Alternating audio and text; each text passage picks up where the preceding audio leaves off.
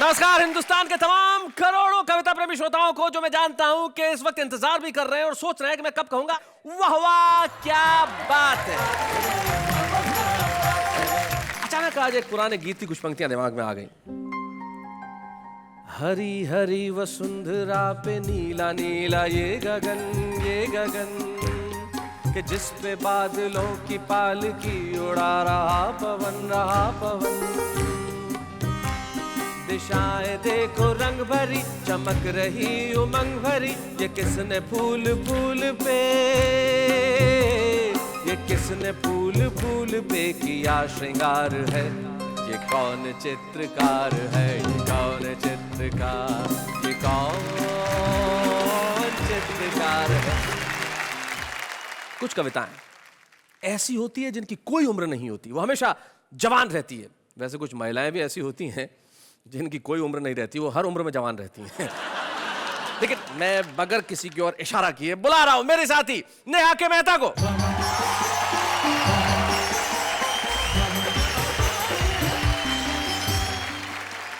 नमस्कार नमस्कार नमस्कार, मैं आपकी अंजलि तारक मेहता आपका स्वागत करती हूँ आपके अपने शो में, जिसका नाम है वाह वाह क्या बात है। वैसे मेरी उम्र के बारे में आप मेरी ऑडियंस से क्या बातें कर रहे थे? यही कि आपकी उम्र बहुत ज्यादा है। नहीं, मेरे कहने का मतलब ये है कि आपकी उम्र बहुत लंबी है। देखो मैंने याद किया और आप आ गई। ओहो, हाँ। वो तो हमारी खासियत है। लोग तो ये भी कहते हैं कि शैतान को याद करो शैतान हाजिर। लोगों का क्या है, हमें लोगों से कुछ लेना देना नहीं है, लेकिन हमारा काम तो लोगों की उम्र लंबी करना है। करेक्ट, पर लोगों की उम्र लंबी कर कैसे सकते हैं? अरे भाई, तमाम चिकित्सकों ने कहा है कि अगर आदमी हंसता है तो उसकी उम्र लंबी होती है, और हम तो सारे देश को यही सिखा रहे हैं कि हंसिए हंसाइए। हमारे साथी जो आएंगे वो इतना हंसाएंगे कि आपकी उम्र लंबी हो जाएगी। तो एक बार हम हमारे आने वाले साथियों के लिए कहते हैं वाह वाह क्या बात है। एक पति तैयार होके बिल्कुल नए से कपड़े पहन के जैसे ही निकला, वैसे ही पीछे से पत्नी ने पकड़ लिया। बोले कहाँ जा रहे हो? पति को गुस्सा आ गया, बोला मरने। बोले फिर नए कपड़े पहनकर क्यों जा रहे हो? टल्लू राम को हो गया थोड़ा इन्फेक्शन। अच्छा। अस्पताल में नर्स देने लगी इंजेक्शन। 1.5 मिनट में ही ये स्थिति आ गई, जितनी दवा शरीर में गई उससे ज्यादा नर्स दिल में समा गई। माँ बाप ने दे दी पूरी आजादी, दोनों की करवा दी शादी। अब टल्लू राम की प्रॉब्लम देखिए, कहता है मेरी प्यार भरी बातें सुनकर उसकी आत्मा डोलती ही नहीं है, जब तक सिस्टर कहकर न पुकारूं वो बोलती ही नहीं। बहुत अच्छे। कि मैं गंजा हूँ तो इस चिकने घड़े का फायदा भी है। हाँ। अगर चाहे भी कोई बाल बांका कर नहीं सकता। क्या बात है, वाह वाह वाह वाह। और है वो फिसलन कि रखते ही फिसल जाती है हर मुश्किल, कोई इल्जाम अपना मेरे सिर पर धर नहीं सकता। क्या बात है, वाह वाह वाह वाह। मैं अभी जो कविता कहने जा रहा हूँ, पढ़ने जा रहा हूँ, वो चमचों पर है। अच्छा। वैसे चमचे तो पिताजी थे। किसके चमचे थे पिताजी? हर खूबसूरत लड़की के। सास ससुर सर्दी लगे, बीबी लगे जुखाम। अच्छा। साला तो सर दर्द है, साली राहत बाम। हाय हाय हाय हाय हाय हाय।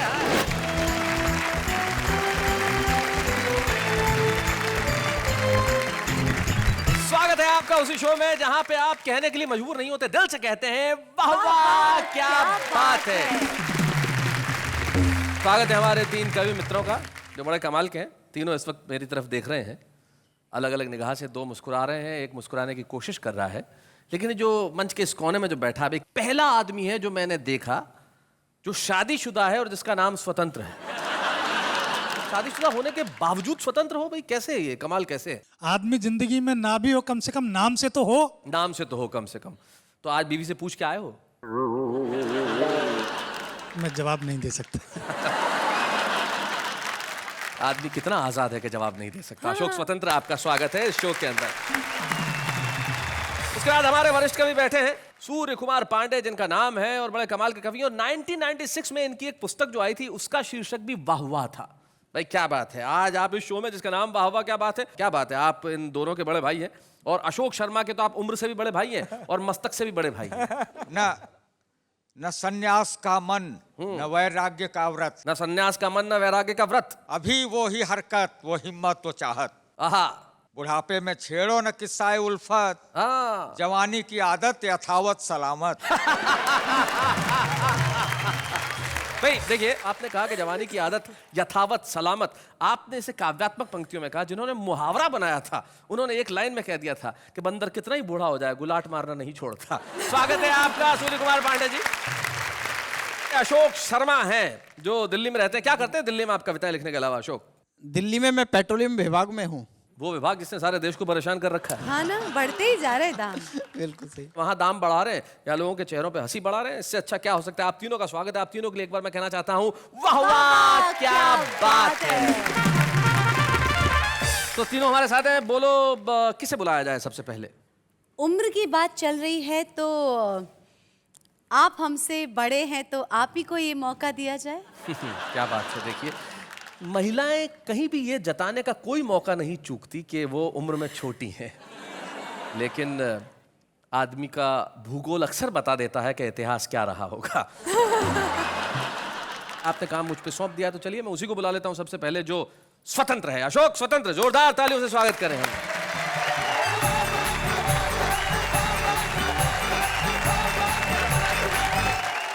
नमस्कार अंजलि जी। जी। मैं एक छोटी सी बात आपको बताना चाहूं। जब मैंने पहली बार आपको तारक मेहता कार्यक्रम में देखा तो एक बात मुझे बहुत ज्यादा खली। बाकी लोग जले हुए थोड़ी हैं जो आपको कह रहे थे अनजली अनजली। आजकल देश में बहुत बार चर्चा उठती है कि महिलाओं के लिए 1/3 आरक्षण होना चाहिए। तो मेरे एक मित्र ने पूछा कि ये 1/3 महिला आरक्षण का मसला क्या है। तो मैंने 2 पंक्तियों के माध्यम से उस विधेयक का सार बताने का प्रयास किया है। देखिए, बताइए कि 1/3 महिला आरक्षण का सार यही है, घर के 3 कमरों में से 1 आपकी पत्नी का है और 2 आपके नहीं हैं। बहुत अच्छे, बहुत बढ़िया। आजकल मोबाइल की संस्कृति आ गई है। लोग चलते फिरते मोबाइल से बात करते रहते हैं, साइकिल पर, स्कूटर, मोटरसाइकिल पर। जी। तो बाप परेशान। बच्चा पैदा हुआ तो गर्दन थी टेढ़ी, कंधे से चिपका हुआ था कान। डॉक्टर बोला बच्चे के बाप से, इसने ये गुण पाया है आपसे। दिन भर फोन को कान और कंधों के बीच दबाकर करते हैं बात। बच्चे ने इस गुण को माँ के पेट में ही कर लिया आत्मसात। बाप बोला कैसे विश्वास करें आपके दृष्टिकोण पर। मेरे पड़ोसी पति पत्नी ऐसे ही दिन भर चिपके रहते हैं फोन पर। कल उनके यहाँ पैदा हुआ बच्चा तो बिल्कुल सही है। डॉक्टर बोला ऐसा नहीं है, वहां माँ बाईं तरफ फोन दबाती है, बाप दाईं तरफ फोन दबाता है। 2 गलतियों के जोड़ ने आश्चर्यजनक प्रभाव दिखा दिया। बच्चे को बिल्कुल सीधा बना दिया। बच्चे को बिल्कुल सीधा। बहुत अच्छे। डॉक्टर की बात चली है तो एक छोटी सी घटना आपको बताता हूं। देखिए कि एक डॉक्टर से उसकी प्रेमिका बोली, ऐ मेरे हमजोली, रोज मिलते हो, कभी ये नहीं बताया तुम मुझे कितना प्यार करते हो। डॉक्टर बोला ऐसा नहीं कि मैं तुम्हारे लिए मर सकता हूं, अच्छा, पर तुम्हारा पोस्टमार्टम मैं फ्री में कर सकता हूं। भाई क्या मोहब्बत है। बहुत अच्छा, बहुत अच्छा। अच्छा, डॉक्टर की बात हो नर्स की ना हो, ऐसा कैसे हो सकता है? कैसे हो सकता है? कि टल्लू राम को हो गया थोड़ा इन्फेक्शन। अच्छा। अस्पताल में नर्स देने लगी इंजेक्शन। 1.5 मिनट में ही ये स्थिति आ गई। जितनी दवा शरीर में गई उससे ज्यादा नर्स दिल में समा गई। माँ बाप ने दे दी पूरी आजादी, दोनों की करवा दी शादी। अब टल्लू राम की प्रॉब्लम देखिए। कहता है मेरी प्यार भरी बातें सुनकर उसकी आत्मा डोलती ही नहीं है, जब तक सिस्टर कहकर न पुकारूं वो बोलती ही नहीं। बहुत अच्छे। कवि सम्मेलनों में अलग अलग डिजाइन के कवि रहते हैं। जी जी जी। अच्छा, वीर रस के कवि के साथ क्या स्थिति रहती है? जी। वीर रस का कवि घर पहुंचा तो देखा बेटे ने बहादुरी जताते हुए तोड़ दिया है घर का फर्नीचर और बाकी सारा सामान। बाप के दिल पर चली छुरी। बेटा, अपने घर का सामान तोड़ने में कौन सी बहादुरी? बाप के ये शब्द बेटे के दिल पर कर गए चोट। बोला पिताजी याद करें आज से 10-12 साल पहले के हमारे परमाणु विस्फोट। जमीन हमारी, बम हमारे, फोड़े हमने और आपने पूरी दुनिया में जाकर मचाया शोर। देखो हमारी ओर हमारी बहादुरी के किस्से। अब मैं कहां से लाऊं अपने लिए परमाणु बम के किस्से? तो ये घर का सामान ही आया फोड़ने के लिए अपने हिस्से। भाई बहुत अच्छे, बहुत बढ़िया मैं देश की राजनीति के बारे में 4 पंक्तियां सुनाकर अपना स्थान लेता हूं। जी। अपने देश में नेता हवा में किले बनाने में दक्ष होता है। जी जी। यहां हर पक्ष के अंदर ही उसका विपक्ष होता है, उससे भी बड़ा नजारा समक्ष होता है। यहां हर प्रांतीय दल में एक राष्ट्रीय अध्यक्ष होता क्या है। बात है भाई, बहुत बढ़िया, बहुत अच्छे।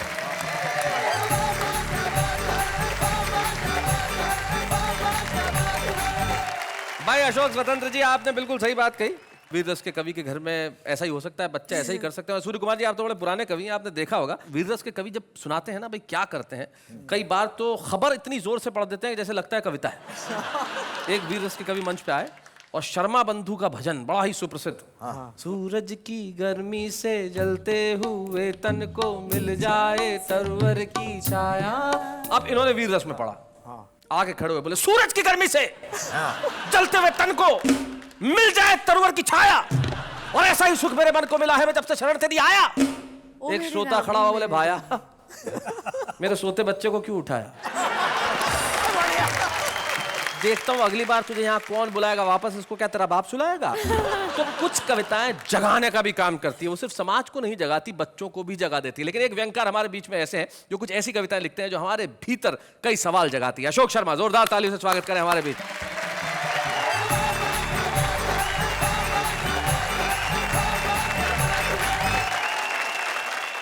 अभी अशोक स्वतंत्र जी बता रहे थे पत्नी से स्वतंत्र हो गए हैं जी। लेकिन कई पति ऐसे होते हैं जो स्वतंत्र नहीं हो पाते बेचारे।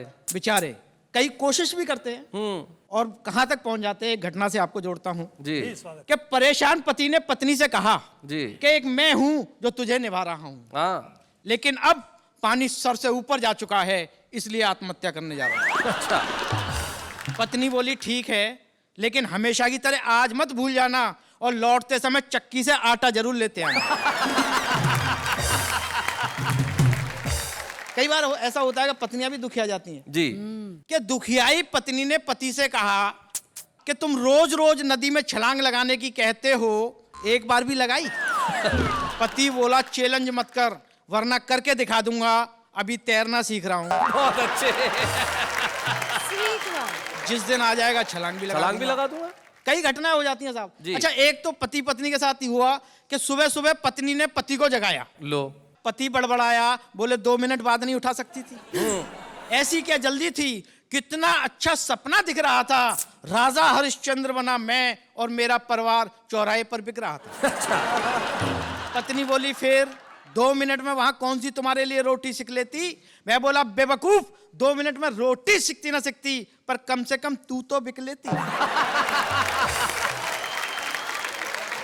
सूर्य कुमार पांडे जी, पत्नी की बड़ी बात कर रहे हैं, आप कुछ कहना चाहते हैं? क्यों नहीं, इनका मैं इतना पत्नी पुराण सुन रहा हूँ। जी। अशोक शर्मा जी, आप कितनी मोहब्बत करते हैं। मैं तो ये कह रहा हूँ आप इन्हें देखिए और सुनिए, कितना शरीफ शख्स है, हाँ। पत्नी पे फिदा है। कितना शरीफ शख्स है, पत्नी पे कितना फिदा है। शरीफ शख्स है, पत्नी पे फिदा है।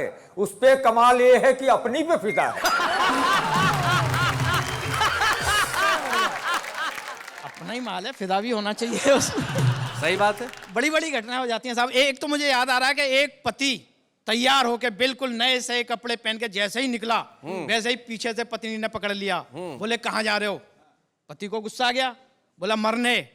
बोले फिर नए कपड़े पहन कर क्यों जा रहे हो? सही बात है। अच्छा, मैं तो बड़ा छुप के निकलता हूं जी।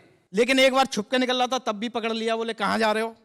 मैंने कहा 1-2 घंटे के लिए बाजार जा रहा हूं घूमने। बोले कहीं नहीं जाना, सब्जी मंडी चलना है। अच्छा। पत्नी के साथ सब्जी मंडी चला गया। मैंने देखा सब्जी मंडी में सब्जी वालों के बीच में एक डॉक्टर की दुकान थी साहब। अच्छा, डॉक्टर की दुकान। हाँ। अच्छा, मुझे बड़ा अटपटा लगा। मैं सब्जी वाले से बात कर रहा हूं, आप कविता का आनंद उठा। जी। एक बात समझ में नहीं आई श्रीमान, सब्जी मंडी उसमें डॉक्टर की दुकान। हाँ। वाह। सब्जी की दुकान पर इक्का दुक्का और डॉक्टर की दुकान पर भीड़ भड़क्का। हाँ। हमने डॉक्टर से पूछा इसका कारण बताएंगे, वह बोला आइए विस्तार से समझाएंगे। अच्छा। ये पहला मरीज हाँ अपने आप ही मौत से जूझ लिया था। हाँ। राह चलते चलते भिंडी का भाव पूछ लिया था। बहुत अच्छे। बहुत बढ़िया है। भाव सुनते ही भुन्न हो गया, इसका आधा हिस्सा सुन्न हो गया। अच्छा बहुत अच्छा है, अच्छे। अच्छा है। और इसने सब्जी मंडी में आकर अपनी जान को आफत लगाई है। सब्जियों के भाव से ज्यादा इसका ब्लड प्रेशर आई है। बहुत अच्छा। यह जन्मजात लोभी, स्वाद स्वाद में खा गया आधा किलो गोभी। अच्छा। अब 80 रुपए का भाव सुनकर सुबक रहा है। आधा किलो गोभी सुबह से हुबक रहा है। बहुत बढ़िया अशोक। ये सरकारी बाबू सब्जी मंडी में भी अपनी दादागिरी दिखा रहा था। जब मांगने पर धनिया नहीं मिला तो जबरन उठा रहा था। कुछ दुकानदारों ने मिलकर इसे कपड़े की तरह निचोड़ दिया। जिस हाथ से धनिया उठाया था वो हाथ ही तोड़ दिया। ये मोटी महिला कल जब सब्जी वालों की गैल गई तो कटहल का भाव सुनकर मटर के दानों की तरह फैल गई। क्या बात है भाई, वाह वाह वाह। कटहल का भाव सुनकर मटर के दानों की तरह फैल गई।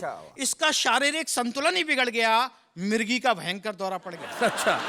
जब चमड़ा भी किसी काम ना आया तो लोगों ने इसे लहसुन सूंघाया। हाँ। और ये भी कमबख्त फैटी लहसुन सूंघते ही उठ बैठी।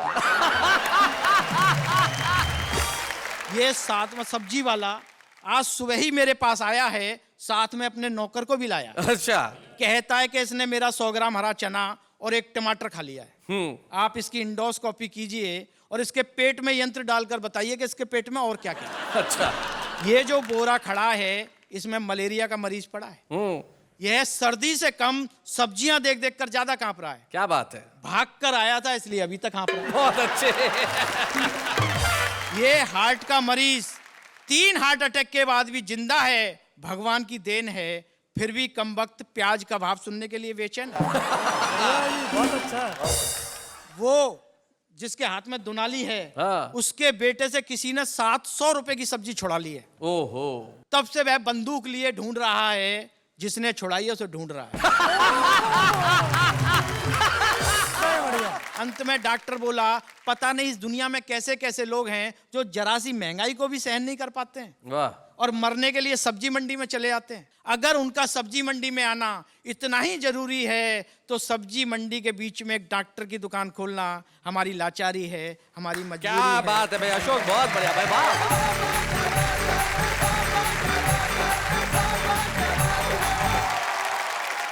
बहुत बढ़िया अशोक, आपने एक व्यंग कविता के माध्यम से हमारी इस महंगाई की लाचारी, हमारी महंगाई की इस मजबूरी पे जो कड़ा प्रहार किया। ऐसा दिन आ ही गया है, लेकिन जब तक कविता का प्रहार जिंदा रहेगा तब तक हम ये सवाल लोगों से और व्यवस्था से पूछते रहेंगे कि आखिर वो दिन कब आएगा जब देश के हर घर में दोनों वक्त बच्चे सब्जियां खाएंगे और हम ऐसी कविताएं लिखने पे हमें मजबूर नहीं होना पड़ेगा। लेकिन अशोक बहुत बढ़िया कविता आपने सुनाई, जिसके लिए आपको बहुत बहुत बधाई।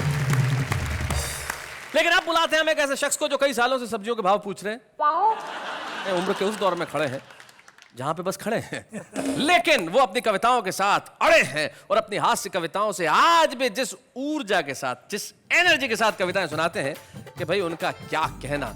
सूर्य कुमार पांडे जी का सिर्फ नाम ही सूर्य नहीं है, सचमुच हास्य की कविता के आफताब है। आइए सूर्य कुमार पांडे जी।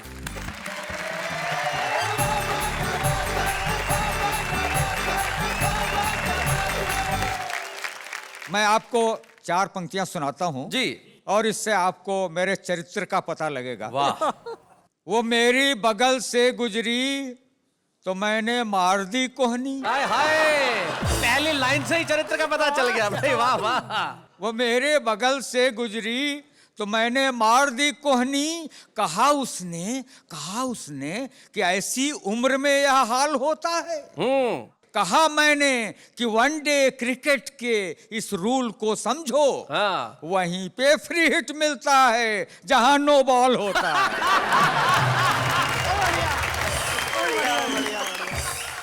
सुनेगा 4 पंक्तियां जी। कि मैं गंजा हूं तो इस चिकने घड़े का फायदा भी है। हाँ। इस चिकने घड़े का फायदा भी है, अगर चाहे भी कोई बाल बांका कर नहीं सकता। क्या बात है भाई, वाह वाह वाह वाह भाई, बहुत अच्छे। अगर चाहे भी कोई बाल बांका कर नहीं सकता। और है वो फिसलन कि रखते ही फिसल जाती है हर मुश्किल। कोई इल्जाम अपना मेरे सिर पर धर नहीं सकता। क्या बात है भाई, बहुत अच्छे, बहुत बढ़िया भाई, वाह। कोई इल्जाम अपना, और एक ने रखने की कोशिश की तो उसका नतीजा क्या हुआ बताता हूं कि हाफ मैं भी हो गया और हाफ वो भी हो गया। हाफ मैं भी हो गया और हाफ वो भी हो गया। इश्क में होना था जो इंसाफ वो भी हो गया। और उसने मुझको घिस दिया साबुन की बट्टी की तरह। अच्छा। झाग तो आया बहुत पर साफ वो भी हो गया। झाग तो आया बहुत पर साफ वो भी हो गया। और मेरे टक्कल पे हंसते हो। हाँ। अमा नादान हो तुम भी। जरूरी है नहीं यह हरे पत्तों पर जवानी हो। हाँ। जरूरी है नहीं यह हरे पत्तों पर जवानी हो। और ये गंजापन बताता है इमारत है नई अब भी। ये गंजापन बताता है इमारत है नई अब भी। छतों पे घास उगाती है घर बिल्डिंग पुरानी हो। भाई बढ़िया बात है, क्या बात है। तो और आपको 4 पंक्तियां और सुनाता जी। हूँ। पतझड़ में भी बहार के रखता हूँ तमन्ना। देखी जहां हरियाली उसी ठौर रुका हूँ। हाँ, ठौर जगह। और यह पूछो मत कितने वसंत देख चुका मैं। यह पूछो कि कितनी बसंती देख चुका। ये अपने इश्क का बर्तन अभी भी गर्म है प्यारे। भला यह दाल कब अपनी गलाना छोड़ देता है। दाल कब अपनी गलाना छोड़ देता है। और बदन होता है बूढ़ा दिल की फितरत कब बदलती है। पुराना कुकर क्या सीटी बजाना छोड़ देता है। भाई बहुत अच्छे। तो नहीं ये भाप आशिक की हैं आहें जो उबलती हैं। नहीं ये भाप आशिक की आशिक है की हैं आहें जो उबलती हैं। नहीं सीटी ये चीखे हैं जो भीतर से निकलती है। और चढ़ा जो उम्र के चूल्हे पे गैस्केट हो गया ढीला। चढ़ा जो उम्र के चूल्हे पे गैस्केट हो गया ढीला। गैस्केट हो गया ढीला। पुराने कुकर बेचारे की इसमें कौन गलती है। सही बात पुराने है कुकर बेचारे की। और आपके लिए 4 पंक्तियां सुनाता हूँ जी। ढलती उम्र मोहब्बत मांगे नई जवानी से। अरे हसीनों बचना इनकी कारस्तानी से। फिसल न जाना कहीं ढलानों पर नादानी से। बाढ़ से ज्यादा खतरा होता उतरे पानी से। क्या बात है भाई, क्या बात है, उतरे पानी से। अंत में कहता हूँ कि हृदय एटीएम मध्य में कार्ड नयन के डाल।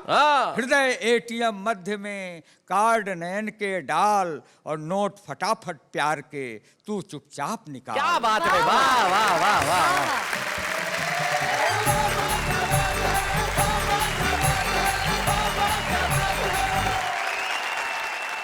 आपने इस उम्र में जो ऊर्जा यहाँ प्रदर्शित की और जिस ढंग से सुनाया है, मैं उदय प्रताप जी जो इतने श्रेष्ठ कवि हैं, उनकी एक पंक्ति मुझे याद आती है जो मैं आपको समर्पित करना चाहता हूँ। ये दोनों बैठ के इस वक्त यही सोच रहे होंगे और आप नई पीढ़ी को जो कहना चाहते होंगे, उदय प्रताप जी कितनी बढ़िया बात कहते हैं कि पुरानी कश्ती को पार लेकर फकत हमारा हुनर गया है।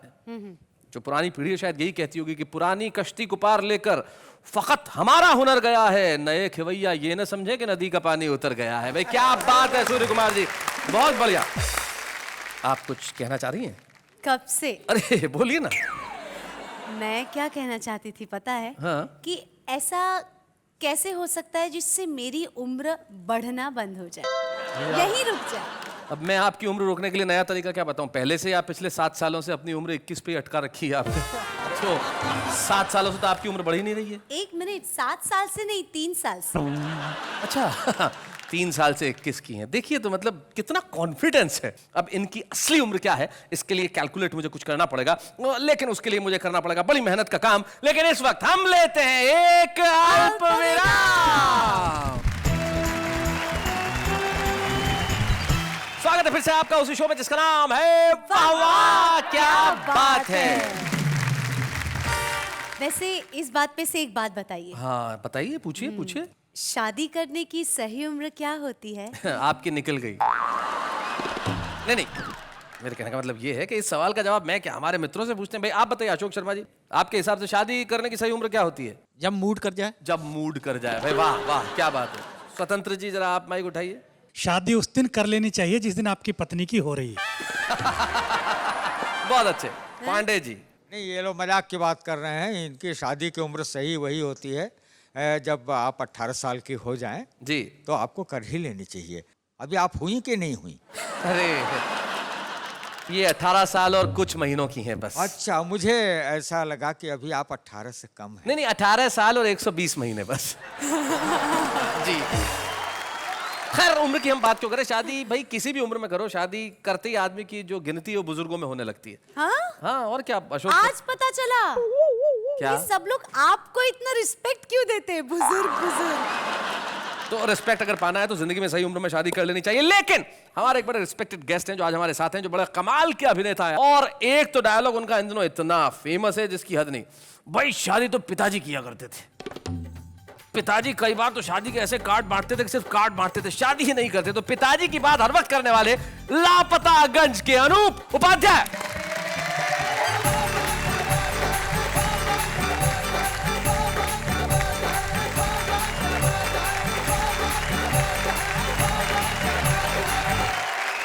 भाई अनूप उपाध्याय जी, बड़ी देर कर दी, मेहरबान। आते आते पहले क्यों नहीं आया आप इस शो में? भाई देखिए, ऐसा है, आते तो पिताजी थे शैलेश जी, अच्छा। और आते थे तो फिर जाते नहीं थे। हाँ। जब लोग उन्हें भगाते थे तब जाते थे।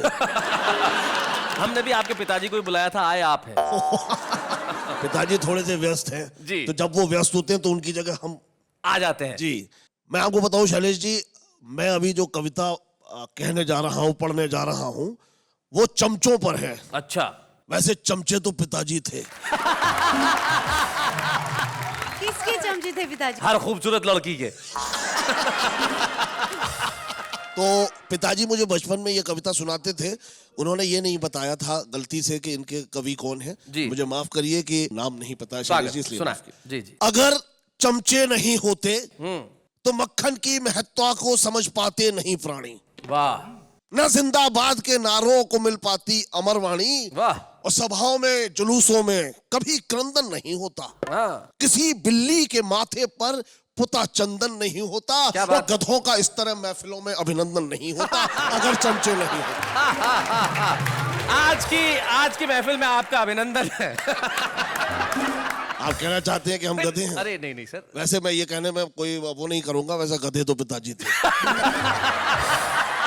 पिताजी ने मुझे हर तरीके से माफ कर दिया है। जी। कहा है बेटा मेरी खूब बदनामी भी करना और मेरा खूब नाम भी करना। लेकिन इसी बहाने आप एक ऐसे बेटे तो हैं जो कम से कम दिन में 100 बार पिताजी का नाम लेते हैं। जी, इसलिए आजकल तो पिताजी बेटे को ऐसे प्रणाम। हो गए कि पिताजी को पूछते ही नहीं है। भाई क्या बात है अनूप भाई, वाह वाह वाह वाह, बहुत बढ़िया। जी। हमारी सभ्यता केवल प्रणामों तक सिमट जाती। वाह। न झुककर दंडवत होते, चरण वंदन नहीं होते अगर चमचे नहीं होते। क्या बात है भाई, बहुत अच्छे। Sir sir. तो कवि सम्मेलनों में तालियों को कौन बजवाता? सही बात है। कव्वालियों को, गालियों को व्यंग कविता कौन बतलाता? वाह। उठाता कौन बिस्तर बोरिया संयोजकों की? क्या बात है। और खिलाता कौन उनको दूध में टॉफी मिलाकर? हाँ। और किसी अफसर के घर बाजार से सब्जी नहीं आती, ना कुछ ऑफिस में हो पाता, ना ये सरकार चल पाती अगर चमचे नहीं होते। क्या बात है भाई, बहुत अच्छा। जी। बस यही कुछ पंक्तियां याद रही हैं जो पिताजी ने बचपन में सुनाई थी। आपका बहुत बहुत आभार अनूप, आप कमाल के अभिनेता हैं और आपने यहाँ आके जिस ढंग से कविता सुनाई है, क्या बात है। जोरदार तालियां आपके लिए, मैं यही कहूंगा, वाह वाह क्या बात है।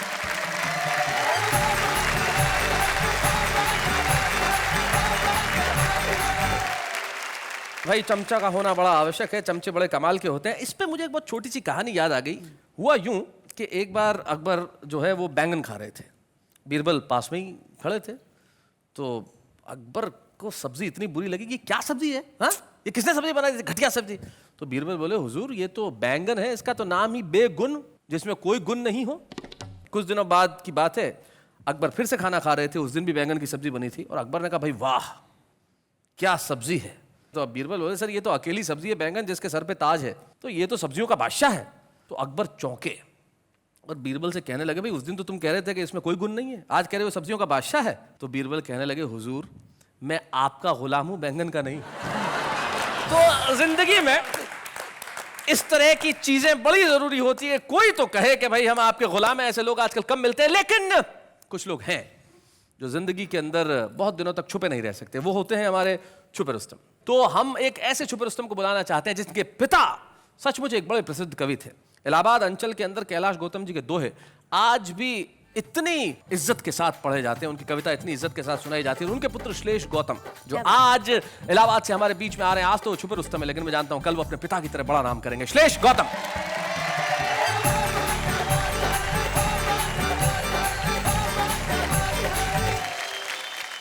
एक मुक्तक से शुरुआत करना चाहूंगा। पहले तो इस पेट के लिए बधाई, क्या मेंटेन करते हो श्लेष, क्या कमाल का मेंटेन किया है। इसकी अर्जेंसी यह है कि हम सिर्फ कवि सम्मेलन या चैनलों पे ही नहीं बुलवाए जाते जी। सड़क निर्माण विभाग को जब रोड रोलर फेल हो जाता है तो हम वहां चलवाए भी जाते हैं। हमारी उपयोगिता वहां भी है। बहुत अच्छे। देखिए एक मुक्तक की, हाँ। जहां पर दूरियां पनपे वहां पर पास लिख देना, हाँ, जहां पर दम निकलता हो वहां पर सांस लिख देना, क्या बात। तुम्ही उम्मीद भारत की है, तुमसे इल्तजा इतनी, बदल देना व्यवस्था को, नया इतिहास लिख देना। क्या बात है, बदल वाह देना वाह वाह, व्यवस्था को, बहुत अच्छा। नया इतिहास लिख देना।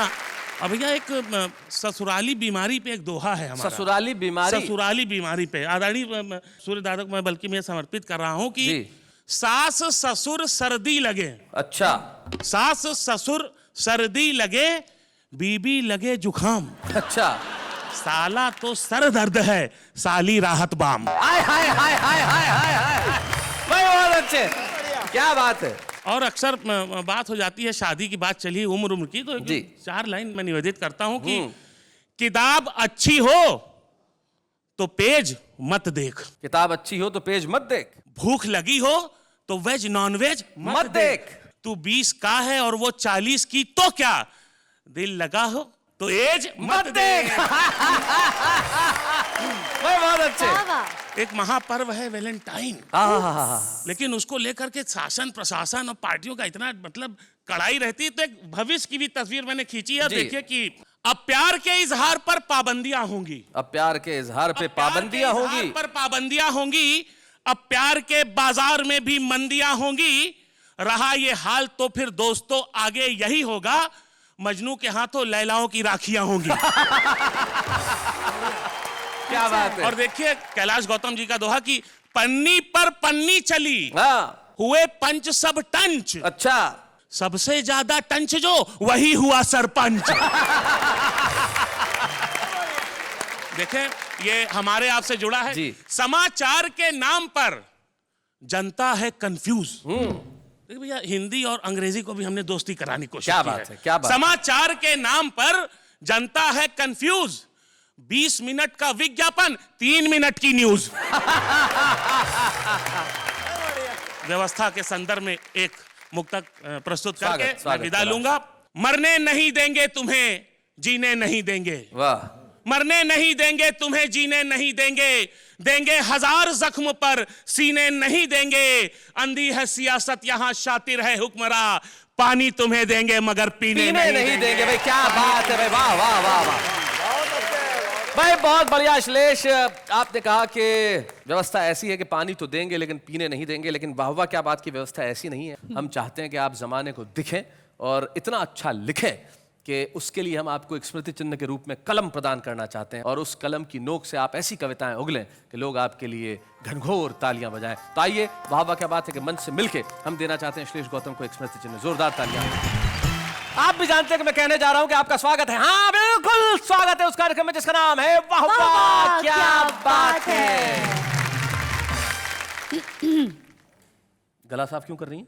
नहीं नहीं, मैं एक कविता सुनाऊं? नहीं नहीं प्लीज प्लीज रहने दीजिए भाई, जो जिसका काम है उसी को करने दीजिए। नहीं नहीं, सुनाने दीजिए ना, अभी अभी ताजा ताजा लिखिए, फ्रेश, वरना पुरानी हो जाएगी। कविता कोई सब्जी थोड़ी है। नहीं नहीं, वो कविता में सब्जी जैसा स्वाद है। अरे अच्छा, सुनाइए जरा क्या है। अर्ज किया है जी कीजिए। जिस भी दिन आप सज धज के निकले घर से, तो लड़कियों ने देखा और चीख उठी डर से। ताली बजा दीजिए, कविता तो लिखिए प्लीज प्लीज बजा दीजिए। इन्होंने कोशिश तो की, और कोशिश जीवन में बड़ी जरूरी है। हमारा जो आम आदमी है कोशिश बहुत बढ़िया करता है, 1 लाइन में, 2 लाइन में, 3 लाइन में, लेकिन क्या क्या सुनाता है आइए जरा देखते हैं। कॉलेज की 4 दीवारी में अजब सा खेल होता है, खेल खेल में 2 दिलों का मेल होता है, और इसीलिए हर साल पप्पू फेल होता है। बेखुदी की जिंदगी हम जिया नहीं करते, मोहब्बत है तो वो खुदा के इजहार करे, पीछा हम भी किसी का किया नहीं करते। हर महीने दोस्त मिल जाते हैं रास्ते पे, पर कॉलेज की फीस खत्म हो जाती है नाश्ते पे। ना तेरे आने की खुशी, ना तेरे जाने का गम। जा बहन जा, कोई दूसरी पटा लेंगे हम। छोटे से डब्बे में चावल का दाना, बुड्ढे ने आँख मारा बुड्ढा दीवाना। लम्हा लम्हा वक्त गुजर जाएगा, चंद लम्हों में एग्जाम आ जाएगा। अभी वक्त है पढ़ लो दोस्तों, वरना पास क्या तुम्हारा ससुर कराएगा।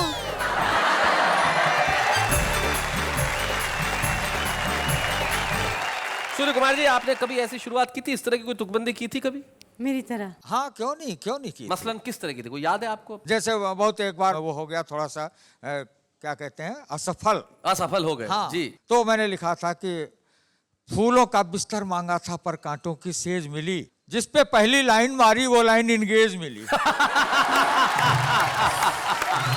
देखिए, सूर्य कुमार पांडे ये कहते हैं एक बार जब असफल हो गए, लेकिन उसके बाद जो सफलता की सीढ़ी उन्होंने चढ़ी, तो आज वो इस मंच पे हमारे आज सम्मानित कवि के रूप में है। हमें इस मंच को बड़ी खुशी होगी जब हम सम्मानित करें सूर्य कुमार पांडे जी को।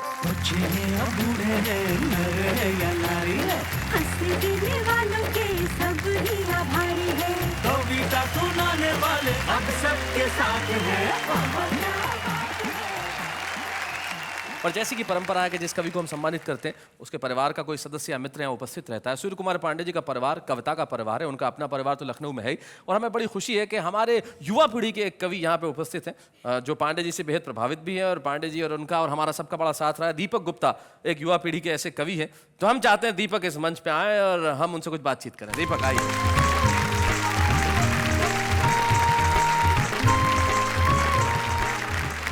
दीपक, स्वागत है आपका। धन्यवाद शैलेश जी। कोई खास किस्सा याद है पांडे जी का कुछ? अपने से जो वरिष्ठ कवि हैं अक्सर हम उन्हें चाचा जी का संबोधन देते हैं। आप इन्हें चाचा जी और कहते हैं। चाचा जी के किस्से तो सनसनीखेज रहती हैं, लेकिन सनसनीखेज? मुझे एक घटना याद आती है कि शादी के कुछ साल बाद दिलाते हुए पुराने दिनों की याद, चाची ने चाचा से कहा, देखो जी रोशनदान पर बैठे कबूतर कबूतरी कितने ढंग से प्यार कर रहे हैं, और एक आप हैं सुबह से अखबार पढ़ रहे हैं। देखिए अजी, मेरी बात पर ध्यान दो, इन पंछियों को देखकर की अकल से काम लो। तो चाचा जी बोले, भाग्यवान, तेरी बात बिल्कुल सही है, पर तू अकल से नहीं आंखों से काम ले। देख, कबूतर तो पुराना है, कबूतरी नहीं है। ये बात मैंने सिर्फ इसलिए कही क्योंकि हास्य व्यंग की धारा के कवि हैं सूर्य कुमार पांडे जी, हमारे चाचा जी। लेकिन हमने जो बुजुर्गों से नई पीढ़ी ने सीखा है, मैं 3 शेर पूरी नई पीढ़ी को देना चाहता हूं ताकि वो कुछ इस तरह की बातें अपने भीतर भी लेकर आए। कहता हूं कि नहीं मालूम ये मुझको कि मेरी इज्जत कहां तक है, ये मेरे शेर बोलेंगे मेरी आमद कहां तक है। वाह वाह। और न दौलत से ही तय होगा, न शोहरत से ही तय होगा, तेरा किरदार बोलेगा कि तेरा कद कहां तक है। क्या बात है। और अंतिम शेर बतौर खास आज चाचा जी के सम्मानित होने पर, बुजुर्गों के तजुर्बों तक पहुंचना चाहते हैं गर्द, जमी की तह में जाकर देखिए बरगद कहां तक है। क्या बात है। जमी की तह में जाकर देखिए बरगद। वाह वाह। लेकिन पांडे साहब, आपका सम्मान हुआ, आप 4 पंक्तियां जरूर कह दीजिए अपने कविता के फॉर्म में। 4 पंक्तियां। न कोई साज सुर संगत मगर सबको फंसाते हैं। वाह। कला का घर बड़ी मुश्किल से यारो हम बसाते हैं। क्या बात है। और विदूषक भाड़ जोकर मस्खरे हम हैं नहीं साहिब, हमारे पास केवल शब्द हैं जिनसे हंसाते हैं। क्या बात है। वाह वाह वाह वाह वाह।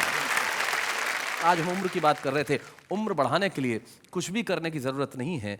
एक दोहा मुझे एक कवि का जाते जाते याद आता है जो कहता हूं, वो कहते हैं कि काशी मथुरा द्वारका मत जाओ श्रीमान। काशी मथुरा द्वारका मत जाओ श्रीमान, एक नजर भर देख लो बच्चों की मुस्कान। वाह वाह, क्या बात है।